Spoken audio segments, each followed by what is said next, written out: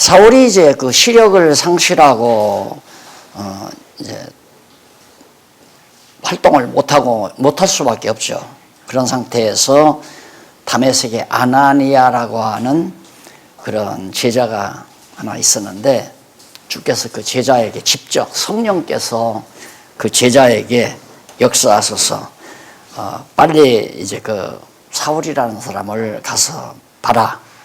그래서 그 눈이 지금 시력을 상실하고 있으니까 내가 안수를 해서 바로 그 시력을 회복하도록 그렇게 해라. 해가지고 이제 아나니아가 거기 그 13절에 보면 아나니아가 대답하되 주여 이 사람에 대하여 내가 여러 사람에게 듣사온데 아주 무서운 사람이라던데요. 예수를 반대하고 그리스도를 반대하고 예수 믿는 사람 죽이려고 하는 이런 아주 사악한 무리라는 내가 소식을 들었습니다. 이제 그러니까 성령께서 하시는 말씀이 거기 보면 잔소리 말고 15절에 나오죠. 주께서 가라사대 가라. 이 사람은 내 이름을 위하여, 그 내 이름이란 예수 그리스도라고 하는 이름이죠. 예수 그리스도를 이름을 위하여 이방인에게 이방인과 임금들에게 바로 이스라엘 자손들 앞에 전하기 위하여, 그러니까 임금들과 이스라엘 자손들 앞에 이방인, 임금들, 이스라엘 자손들, 유대인들도 상관없이 계속해서 바로 예수가 그리스도라고 증거하는 증인으로 삼으려고 내가 택한 나의 그릇이다.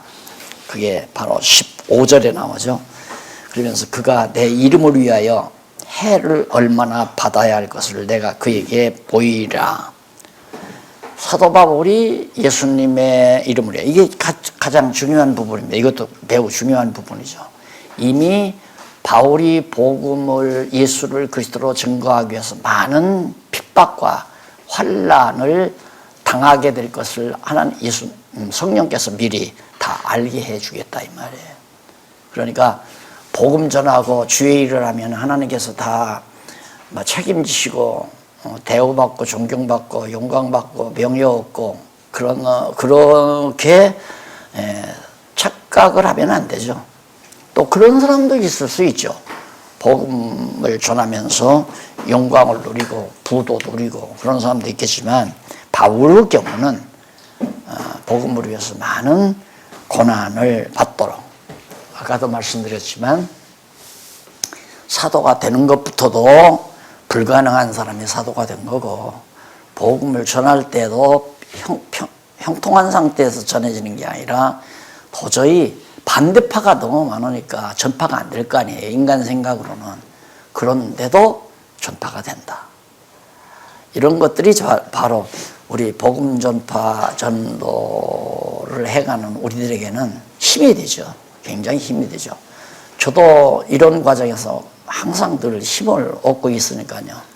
반대파들이 너무 많았잖아요. 요즘에는 반대파보다는 환영파들이 점점 늘어나는 것 같아요. 요즘으로 봐서는.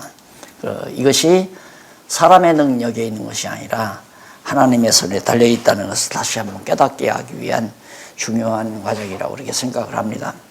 그러면서 아나니아가 거기 17절에 아나니아가 떠나 그 집에 들어가서 그에게 안수하여 가로되, 바울에게 안수해서 사울아, 주 곧 네가 오늘 길에서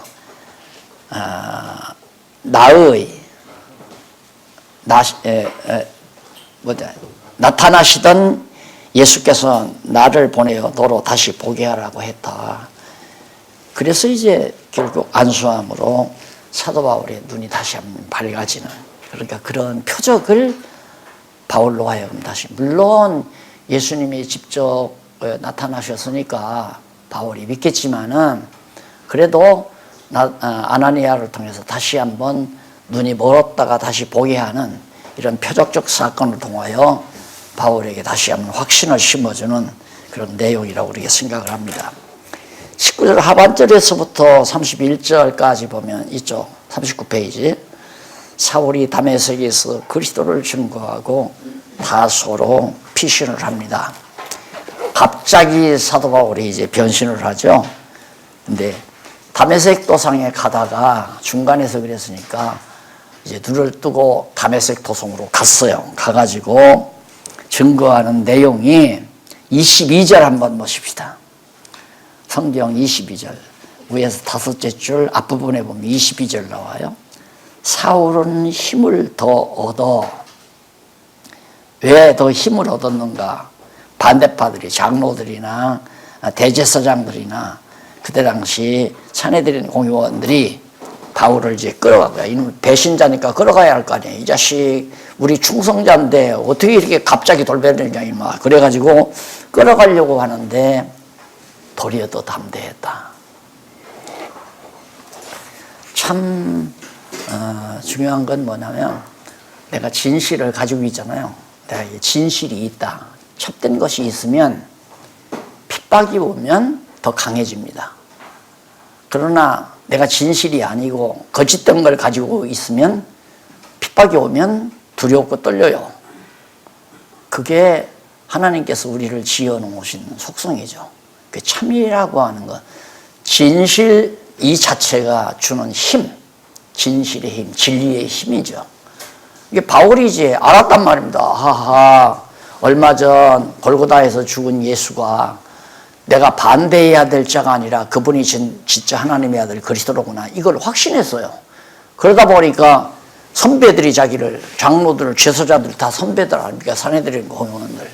그러다가 자기를 죽이려고 해도, 핍박을 하려고 해도 상관없이 더 강해지잖아요.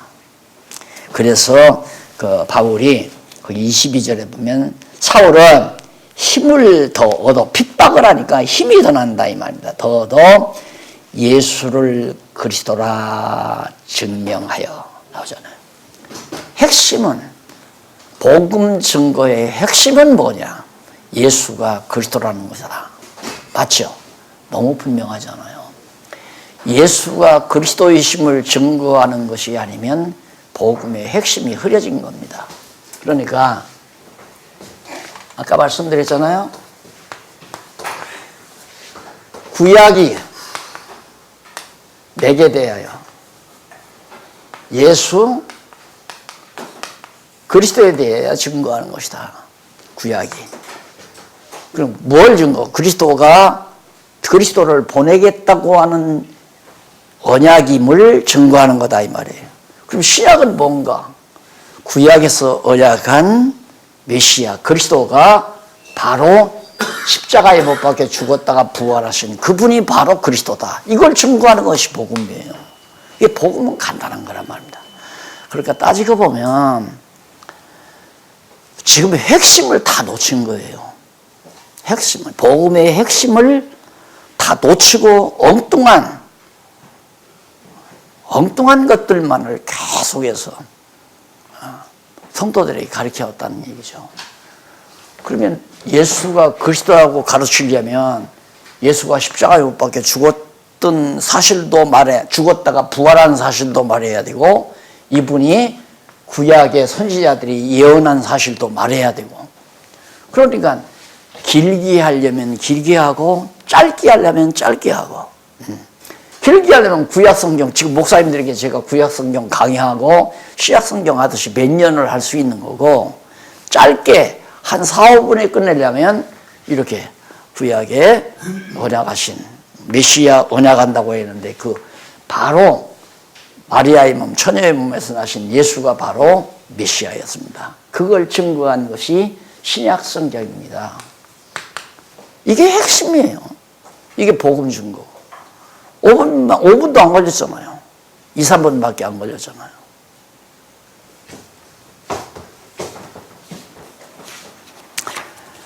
자, 그리고 나니까 두말할 것 없이 그렇지 않아도 바울 배신했다고 해가지고 죽이려고 그러는데, 예수가 그리스도라고 증거하니까, 다메섹 성에 들어가서 증거하니까 가만 놔두겠어요? 그래서 바울이 다 태워서 제자들이 성 밖으로 피신시킨 거예요. 그래서 빨리 바울을 다소로 보낸 거죠. 다소가 이제 바울의 고향이에요. 보낸 사건이 바로 지금 31절까지 나옵니다. 자, 이렇게 해서 일단은 사도 바울이 부름을 들었는데, 여기서 우리 목사님들이 또 하나 기억하실 것은, 사울이 이렇게 부름받고 예루살렘에 갔다 그러잖아요. 예루살렘에 가서 제자들하고 좀 다른 사도들하고 교제를 하려고 그랬어요. 그게 다 겁나고 안 한단 말입니다. 그런데 역사신학자들이 뭐냐면, 갈라디아 성서 어딘가 보면 내가 사도들을 만난 적도 없다. 그리고 3년 동안 내가 그들을 만나지 않고 의논하지도 않고 직접 하나님의 계시를 받아서 복음을 깨달았다는 말을 하잖아요. 틀리다 이거야. 사도행전의 내용과 갈라디아서에 나오죠. 갈라디아서의 내용과 틀리다. 그게 역사신학자들이 하는 얘기예요. 그러니까 성경 모르면 진짜 그러네? 야, 성경이라는 게 이게 다 하나님 계시가 1.1도 더하거나 덜할 수 없는 계시가 아니로구나.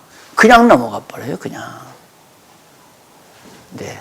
사도행전에서는 요약된 거예요. 사울이 부름받은 것을 받고 결국 추방당하는 선배 사도들이나 또 제사장들이나 사내들인 공회원들로부터 핍박당해서 피신하는 장면이 나오잖아요. 피신 가서 그 뒤로 이제 3년 동안 머물러 있었던 거죠, 쉽게 말하면. 근데 그게 없다고. 3년 피신했다는 말이 사도행전에 없다 이거야. 이런 식이에요, 전부가 다. 역사학자는. 그게 바로 프린스턴 출신이고 하버드 출신이고 예일, 옥스퍼드 출신이란 말입니다. 겁나면 안 돼요. 그런 학자들이 쓴 이론, 그걸 겁을 내고 두려워하면 아무것도 아니야. 알고 보면 무식한 소리고 말도 안 되는 얘기고. 그래서 이게 빨리 서구에서 먹혀 들어갔던 그런 이론들이 빨리 우리 한국 교회를 향해서 그거 다 무지한 일들이, 무지한 얘기들이고 무지몽매한 얘기들이고 억지들이고 또 이렇고 이렇기 때문에 잘못된 얘기라는 게 밝혀져야 한다는 얘기입니다. 그래야 이제 한국 교회가 살아나지. 도리어 그게 지금 막 침투에 들어오는데요. 그런 역사 비평학자들의 이론이 아주 잘 먹혀 들어가요. 기가 막히게 먹혀 들어가요. 그래서 후배인 어느 목사님이 그거 보통 볼 일 아닙니다. 쉬운 게 아니다 이거야. 쉬운 게 아니기는 뭐가 쉬운 게 아니야. 알고 보면 아무것도 아닌데. 그런 일들이 얼마나 많습니까? 복음서는 더 많죠. 누가복음 다르고 마태복음 다르고 마가복음 다 다르죠. 요한복음 다르고. 그걸 얘기하는 거야. 하나님 계시의 말씀이라 마태, 마가, 누가, 요한복음이 똑같아야 할 거 아니냐 이거야. 그럼 무식한 얘기를 한다 이 말입니다. 그러니 목사님들이 지금 공부해가고 있는 이 성경신학이라는 게 얼마나 엄청난 강한 무기인가를 이제 목사님들 자꾸 이제 같이 저하고 동감을 하셔야 돼요. 그래야 이제 정말 동역자로서 투사가 되는 거죠. 자, 넘어가십시다. 두 번째는 베드로가 이방에 초대되는 내용이에요.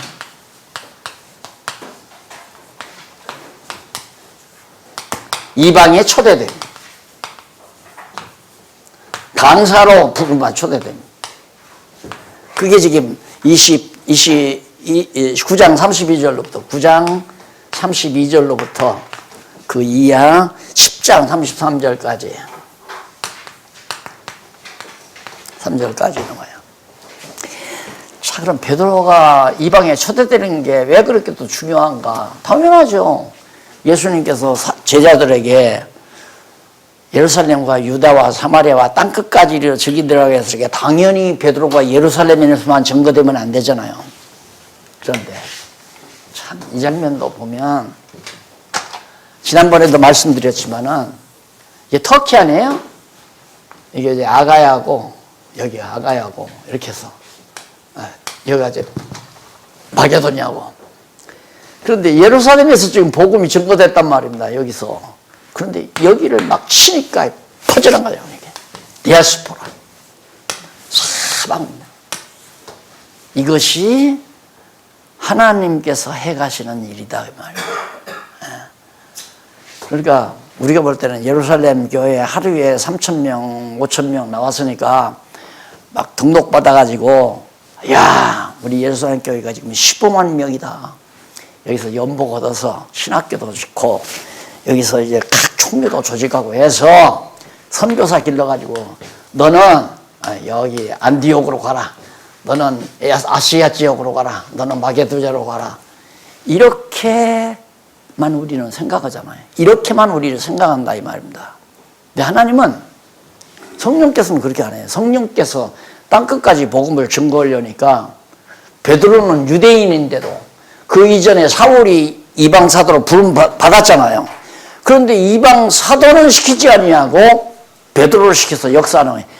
이 와중에 사울은 3년 동안 성령의 감동을 받아서 복음을 깨닫게 된 거예요. 이해가 가시죠? 이게 굉장히 그 저들과 싸우는 데는 중요한 대목들이에요. 이런 얘기를 우리 보수 신학자들이 못한단 말입니다. 막 답답하잖아요. 책을 써야죠. 그런 역사학자들이 그런 얘기를, 웃기는 소리 하지 마라. 이렇다 하고, 이걸 반항을 해야 되는데, 보통 내기들이 아니라 감당이 안 된다고. 이러고 벌벌벌벌 떨고 있단 말입니다. 그러니까 다 죽죠. 다. 그래서 성경은 하나님의 말씀이 아니다라는 말이 입증이 된다니까요. 그들의 잘못된 이론 때문에. 보세요. 사울이 부름을 받았는데 사울은 죽이려고 하니까 피난 가서 지금 다소에 가서 머물러요. 그동안에 아라비아로 이제 가는 거죠.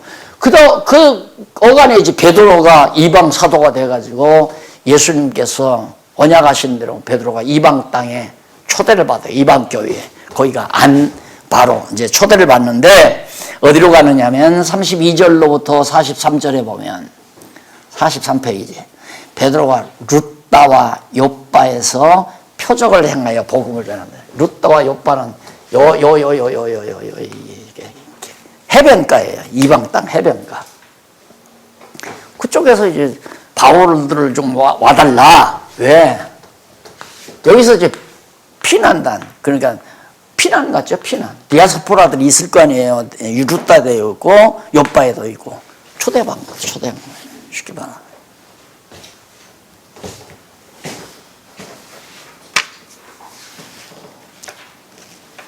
그러니까, 복음이 이렇게 확산이 되면, 정말 이것이 하나님의 능력으로, 성령의 능력으로 되는 거지, 사람의 능력으로 되지 않는다는 걸 사도행전을 보면 너무너무 분명한 거예요.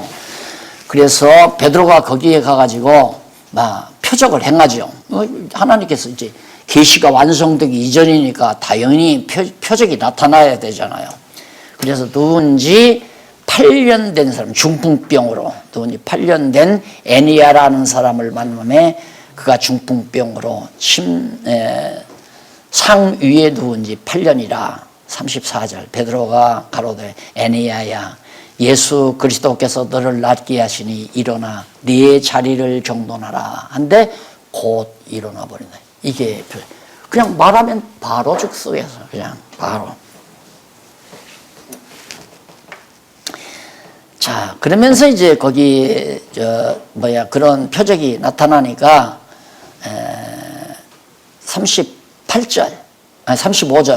35절에 보니까 룻다와 샤론에 사는 사람들이 다 그를 보고 주께로 돌아가니라. 주께로 다 예수 그리스도에게 돌아가. 그 다음 욥바에 다비다라 하는 여제자가 있으니 그 이름은 번역하면 돌아가라. 선행과 구제하는 일이 심히 많더니 그때 병들어 죽음에 시체를 씻어 다락에 누우니라. 룻다가 롯바에 가까운지라. 바로 제자들이 베드로가 거기 있었음을 듣고 두 사람을 보내어 지체 말고 오라고 간청하나 간청하니 베드로가 일어나 저희와 함께 가서 이름에 저희가 데리고 다락에 올라가니 모든 과부가 베드로의 곁에 서서 울며 도르가가 저희와 함께 있을 때 지은 속옷과 겉옷을 다 내어 보이거늘 베드로가 사람을 다 내어 보내고 무릎을 꿇고 기도하고 돌이켜 시체를 향하여 가로되 다비다야 일어나라 하니 그가 눈을 떠 베드로를 보고 일어나 앉는지라.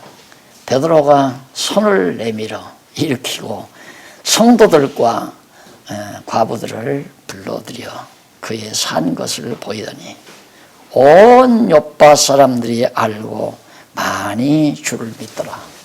그럴 수밖에 없죠.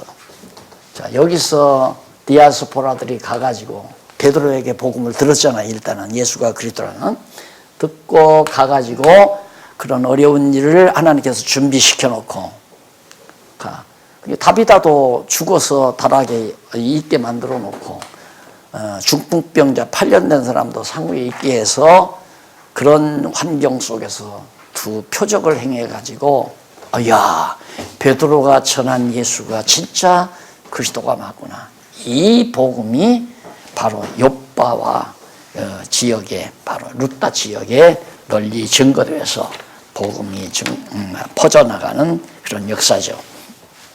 자, 여기서 이제 중요한 것은 우리가 복음이 전해서 많은 사람이 예수를 믿는다는 쪽에 무게중심이 있는 게 아니라 중요한 것은 예수님께서 부활 승천하기 전에 제자들에게 땅끝까지 이르되 증인이 되리라고 언약하신 언약의 말씀이 이루어지고 있고 또 사도들에게 많은 표적이 드러난다고 약속도 했는데 그것도 이루어지고 있다는 사실을 우리가 다시 한번 기억을 하셔야 됩니다. 그리고 베드로가 기도할 때 여기 나와요. 그 대목이 44페이지 7944페이지 밑에 그러니까 해설 제일 끝날 무렵에 거기서부터 위에 쪽으로 8째 줄 한번 보세요.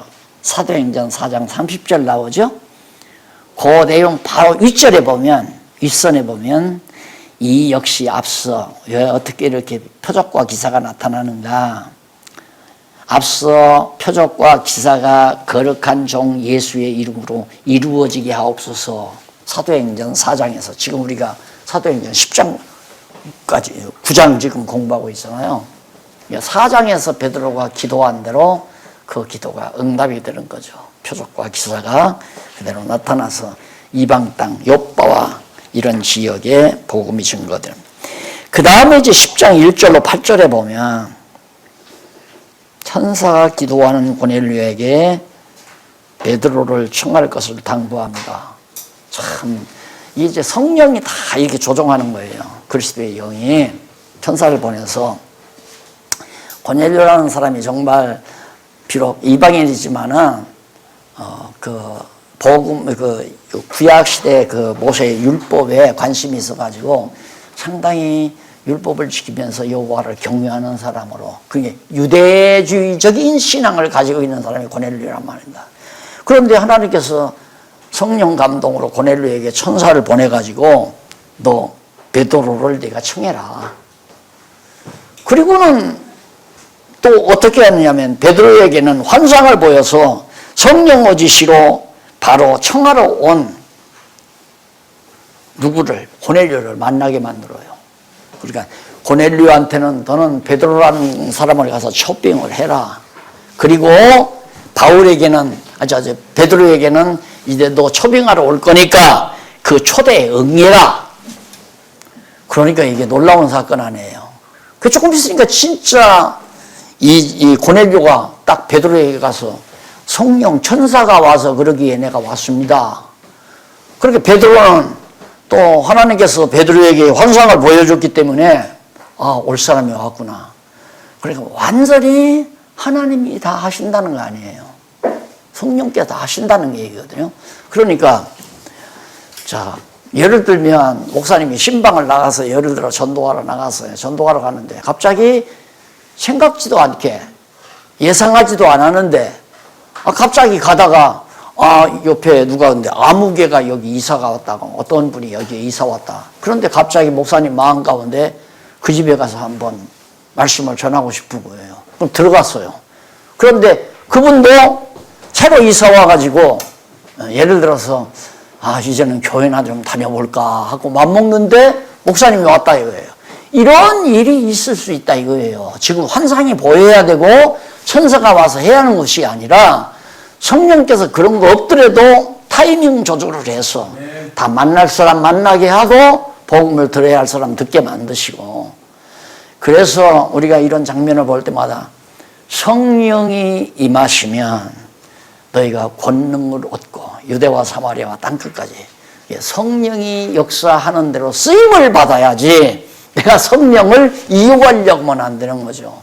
하나님의 말씀에 내가 쓰임을 받아야지 내가 하나님의 말씀을 이용하려고 들면 안 된다는 얘기입니다. 그래서 복음 전도자는 걱정 근심할 것도 없고 염려할 것도 없고 하나님이 오라 하시면 가면 되고, 안 그래요? 우리는 죽음에 대해서 두려움은 없잖아요. 두려운 분 있나요 아직? 죽음에 대해서 두려움이 없는 이유는 영원한 하나님 나라를 보장받고 있기 때문에 죽는 건 두려울 거 없잖아요. 사람이 왜 이 세상에서 근심 걱정을 하느냐면 죽을까 봐, 병들어 죽을까 봐, 굶어 죽을까 봐. 양식 걱정은 굶어 죽을까 봐 걱정하고, 건강 걱정은 병들어 죽을까 봐, 죽을까 봐 걱정하는 거거든요. 죽음에 대해서 초월해버리면 걱정 근심이 없어져 버리잖아요. 그럼 복음 증거도 하나님이 부르시면 가면 끝나는 거고, 살려놓은 것은 누구한테라도 복음 증거하게 하시려는 거구나. 증거할 자를 맡겨주시면 증거하는 거고, 안 증거하면 마는 거고, 간단하잖아요. 근데 맡겨주지 않은데 기어코 내가 해야 되겠는데 안 맡겨준다 이럴 필요도 없는 거예요. 그게 내 욕심대로 되는 것도 아니니까 그냥 살아가면 하나님께서 쓰실 때 쓰시는 거고 버릴 때가 아니라 부를 때 부르시는 거고, 그렇게 해서 베드로와 이 고넬료 사이의 이 광경 자체가, 그래서 전도란 뭐냐, 성령께서 대상도 정하시고 누구에게 전하라는 것도 정하시고 그 전할 수 있는 대상을 만날 수 있는 환경도 주시고 전할 수 있는 내용도 주시고, 그게 바로 성령이 하시는 일이다 그 말입니다. 여기 그러잖아요. 베드로 하나님께서 이방에 초청받아 갔어요. 가서 표적 2개나 행했어요. 그런데 또 고넬료라는 사람이 또 초빙하러 왔어요. 어떻게? 성령께서 고넬료에게 가봐라, 초대해라 너희 집으로. 왜?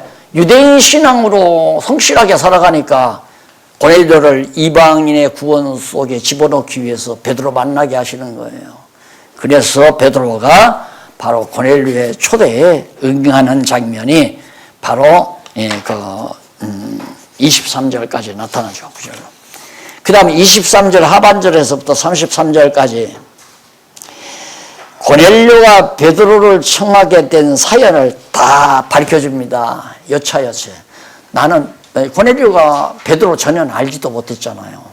몰랐는데 천사가 와서 또 어디 가면 베드로라는 사람이 있으니까 또 초대를 해라, 이런 천사의 말을 듣고 내가 베드로 선생님을 내가 이렇게 초대하러 왔습니다. 이 얘기를 자초지종을 쭉 얘기해 주는 내용이 바로 33절까지 나온답니다. 이런 내용은 다 목사님들 잘 아시니까 그런 정도 정리하시고, 그 다음 3번째, 양쪽 가로 3번째 7949페이지,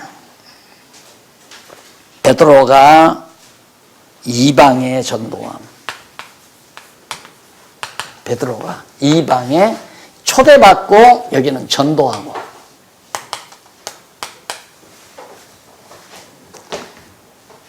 베드로가 내가 이방 땅에 가서 예수님께서 나는 땅끝까지로 저 길이 들어가고 했으니까 내가 이방에 가야 되겠다 그러고 간 게 아니잖아요. 가게 하시는 하나님의 섭리가 예루살렘에서 일단 베드로가 복음을 전해서 예수가 그리스도라고 전해서 그걸 깨닫고 하루에 어찌할꼬 하면서 3,000명 5,000명씩 막 돌아오는 사람을 하나님께서 일단 막 야고보 죽이고 칼로 목베 죽이잖아요. 이런 무서운 핍박을 통해서 사방으로 흩어지게 요바로도 가고 이 해안으로도 다 가게 만들고, 그래서 거기서 초대하게 만들고. 자, 처음에는 요바에 초대해서 갔는데 그 다음에는 고넬료가 초대하잖아요. 가서 복음 전하잖아요. 이게 모든 환경을 하나님이 만들어 가신다니까. 그러니까 목사님들이 지금 어느 지역에서 선교를 하잖아요. 전도를 하잖아요. 말씀을 전한단 말입니다. 내가 그때 답사를 하러 와서 딱 마음에 들더라고. 그래서 내가 여기 정했거든. 착각하면 안 돼요. 마음에 정하기는 뭘 마음에 정해요. 하나님께서 그 지역에 믿어야 될 자들이 있으니까 10명이든 20명이든 100명이든 200명이든 있으니까 너는 여기서 복음을 증거하라는 뜻에서 마음에 들도록 거기서 교회를 개척하도록 하나님이 섭리했다고 믿는 것이 가장 올바른 자세예요. 내가 했다고 하지 마요. 절대 내가 이 교회를 세웠고 내가 이 교회를 부흥시켰고 내가 이 교회를 발전시켰고, 이건 성령을 슬프게 하는 얘기죠. 성령께서 다 그렇게 하게 하신 건데 그걸 자기가 했다고 자만하고 오만하고 방종하고, 이건 안 된다는 얘기입니다. 자, 그 다음 넘어가서 하나하나 살펴보십시다. 34절로 48절을 보면 베드로가 고넬료의 집에 복음을 전파하자 성령이 강림을 합니다. 자, 여기에서 이제 문제가 뭐냐면 그 성령 강림이 단회적이냐 반복적이냐 하는 사람, 이것 때문에 이제 신학적으로 학자들끼리 싸움하잖아요. 성령이 반복적이냐 단회적이냐. 여기 지금 고넬료의 집에 성령이 강림했다고 하는 말을 근거 삼아서 봐라, 반복되지 않느냐. 오순절에 임한 성령이 바로 누구에게 왔냐면 고넬료의 집에도 임하지 않았느냐 이거예요. 그러니까 반복된다. 그러니까 어제 지난 주일에 우리 교회에 성령 강림을 했는데 또 다음 주일에도 성령이 강림한다. 이렇게 자꾸만 주장해서 성령 반복론을 총신에서도 따따따따 하는 교수가 그거 아주 강하게 주장해. 오순절 주의자들은 반복을 주장하거든요. 그런데 성령은 공간 개념이 없어요. 엄밀히 따지자면 공간 개념이. 성령이 그럼 구약시대는 역사 안 했나요? 다 역사해요. 예수님 당시에도 성령이 다 역사한 거고. 다만 오순절 성령 강림이라고 하는 것은 제자들에게 뚜렷하게 확실하게 계시하기 위해서 그 시점을 정해가지고 오순절 성령의 역사를 제자들로 하여금 보게 만들어서 앞으로 복음 전도라고 하는 것은 그리스도의 영이신 성령께서 주관을 하시고 섭리하신다. 이걸 보여주기 위해서. 그러니까 임하신 성령은 언제까지? 세상 끝날까지 지상에 주님의 몸된 교회와 함께한다 이 말이에요. 그러면 교회를 세웠는데, 그리스도의 몸된 교회를 세웠는데 이 교회라 이 말입니다. 그리스도의 몸 교회 아닙니까? 이게 바로 그리스도예요. 그럼 그리스도가 있다는 말은 성령이 그리스도의 영이니까 그리스도는 그리스도의 영이 성령 아니에요. 하나님의 영이 성령이고. 그럼 그리스도가 우리의 머리신데 성령이 항상 우리와 같이 있어야지. 목이 떨어졌다가 부흥회 하면 다시 목이 내려와서 붓고 또 부흥회 끝나면 목이 끊어져 가지고 올라가 버리고 말도 안 되는 얘기죠. 그러니까 얼마나 사고방식 자체가 단세포적이고 또 이 아주 그 보이는 현실적으로만 사고하는 상식적인 생각을 하고 있는 거죠. 예, 여기 고넬료의 집에 성령이 임했다고 하는 것은 오순절에 임하신 성령이 고넬료의 가정에도 역사했다는 얘기예요. 그게 지금도 성령이 역사하는 거죠. 아까도 말했잖아요. 목사님이 정말 전도할 저 집사님들하고 같이 이제 전도를 나갔다 이거예요. 계속 성령이 역사하는 거예요. 어디로 가고 싶은 마음도 누구를 만날 수 있는 기회도 길거리에 딱 가다가 갑자기 10년 전에 만났던 성도 한 분을 10년 전에 교회 떠났던 성도 한 분을 딱 만났어요. 아이고 이게 웬일입니까? 아이고 저 그때 어디로 이사 갔잖아요. 저기 대구로 제가 이사 갔는데요. 가서 다 망하고 다시 여기 왔는데 제가 목사님 염치 없어서 목사님 찾아뵙지도 못하고 이래서 무슨 소리냐고. 근데 또 교회 하나 또 불러드리잖아요. 예를 들면 그렇게 다 하나님께서 불러드릴 자 불러드리고 믿게 할 자 믿게 하고 지금도 성령이 그렇게 역사해서 하는 건데 그때 내가 참 전도하러 잘 나가지. 그때 안 나갔으면 그 양반 못 남았잖아요. 근데 망하고 와가지고 요즘 사업이 좀 잘 되니까 그렇잖아도 목사님 좀 찾아뵐까 했는데 아이고 목사님 잘 뵀네요. 만나니까 그 다음 주날 당장 나오는 거야. 와보니까 거부가 됐어. 막 집도 몇 채나 있고 사업도 잘 되고 예를 들면 그렇다 그 말입니다. 그러니까 하나님이 시키면 하고 안 시키면 못하는 거. 안 하는 게 아니라 못하는 거예요. 예.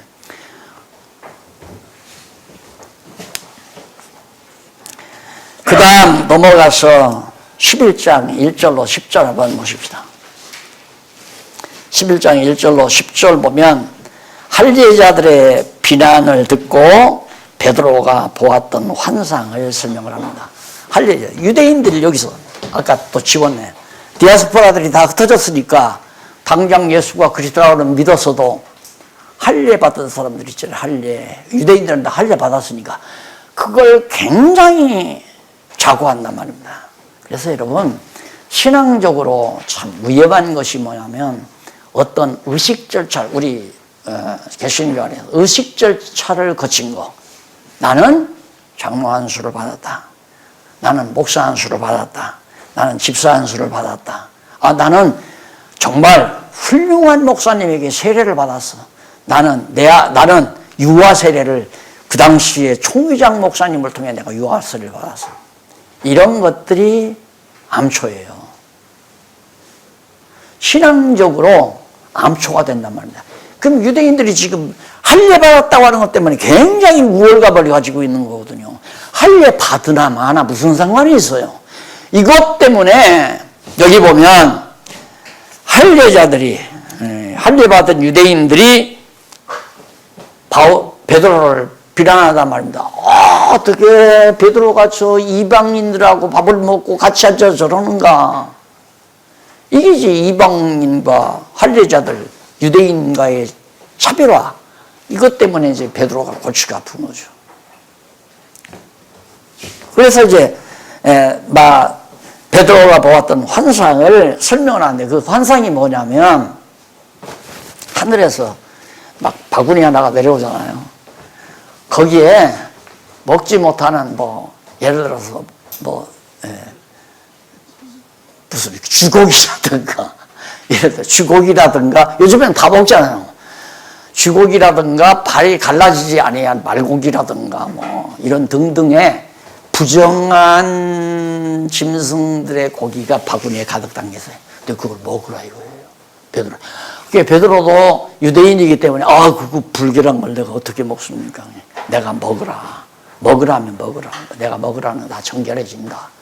그 얘기를 베드로가 본 사실 그대로 다 받아요. 그건 이방인들 다 영접하라는 얘기 아니에요. 왜?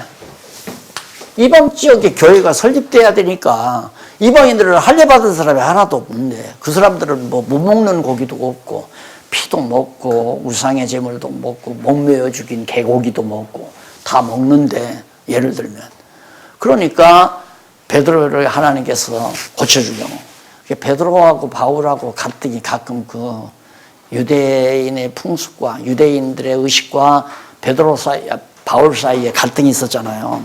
그래가지고 이방인들하고 이렇게 밥을 먹다가 바울이 나타나니까 얼른 안 먹은 것처럼 입 닫고 그랬다가 바울한테 베드로가 막 위선한다고 얼마나 한바탕 해댔어요. 감히 대선배인데 베드로가 사도의 선배인데 가차 없잖아요. 바울이가. 그런 얘기죠. 그러니까 이것도 이방인들을 영접하는 거, 이게 이제 바로 핵심적인 내용입니다. 그 다음 넘어가서 11장 11절로부터 18절에 보면 베드로가 고넬료의 집에 가게 된 동기와 결과를 뭐 다 우리 다 아는 얘기 아니에요. 고넬료가 이방인이지만 내가 가고 싶어 간 게 아니다. 하루는 나에게 환상이 보이는데 그 이방인 고넬료라는 사람이 올 거니까 초대하라고 올 거니까 가라고 그렇게 지시를 내가 받았는데 조금 있으니까 왔더라. 왔는데 그 사람이 하는 얘기가 자기에게도 천사가 와서 요바에 가서 베드로를 초대하라고 그래서 내가 왔습니다. 그래 내가 와가지고 가서 고넬료의 집에 가서 먹기도 하고 거기서 복음도 전하고 그런 거다라고 설명을 쭉 합니다. 그러니까 유대교의 그 무슨 그 전통적인 행위와 예수 그리스도를 믿는 구체적인 복음적 행위로 바꿔지는 과정에서 바로 이런 고넬료 가정에서의 베드로의 갈등 이런 것들이 이제 나오면서 바로 순수한 예수가 그리스도라고는 올바른 전도를 베드로로 하여금 하게 만드시는, 그럼 베드로가 이방에 가서 초대받아가지고 복음 전하는 일이 베드로의 의사대로 된 게 하나도 없잖아요. 하나도. 전부 다 예수님께서 머리 되신 그리스도께서 성령을 통하여 감동해가지고 그런 환경과 처지를 만들어 하게 하셨다 하는 얘기예요.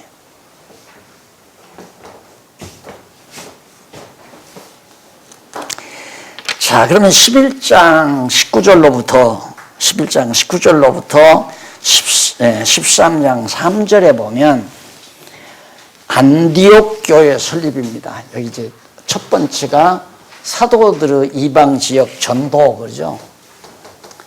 그러면 사도들 하면 아까 바울과 베드로, 바울 불러가지고 바울이 조금 전했잖아요. 그 다음에 이제 베드로가 가서 전하고요. 그게 사울 이방 지역에 가서 사도로 활동을 했고 베드로가 활동하고, 그래서 사도들의 이방 지역 전도가 이제 끝났는데, 그 다음에 이제 두 번째가 요 두 번째가 안디옥 교회 설립과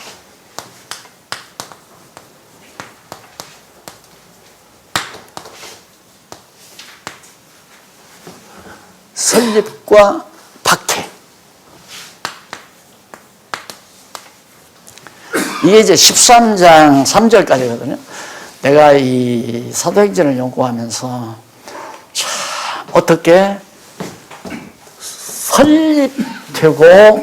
설립됐으면 박해가 와서는 안 되잖아요. 우리 생각은. 그런데 그게 아니더라고요. 꼭 사도행전에 보면 하나님께서 좋은 일이 있으면 또 예루살렘도 보세요. 거기도 막 박해를 통해서 흩어버리잖아요. 안디옥 교회도 설립해놓고 박해를 줘요. 그래서 안디옥 교회가 박해 중에 이제 아시아로 사도 바울이 이제 복음을 전하러 가고 이방 선교 사업을 하기 시작하죠.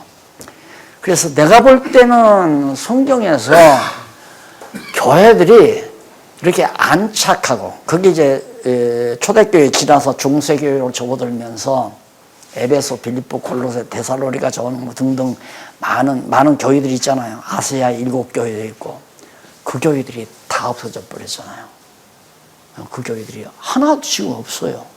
그 현지에 가면 아시아가 에베소 교회도 없고, 에베소 교회 가보니까 조그만하게 뭐 이런 정도 조그만한데 소위 재단 차려놓고 교인들은 하나도 없으니까 수녀들이 두어 사람이 있어가지고 저 뒤에다가 돈 받는 통 만들어 놨더라고요. 소위 연목교라고.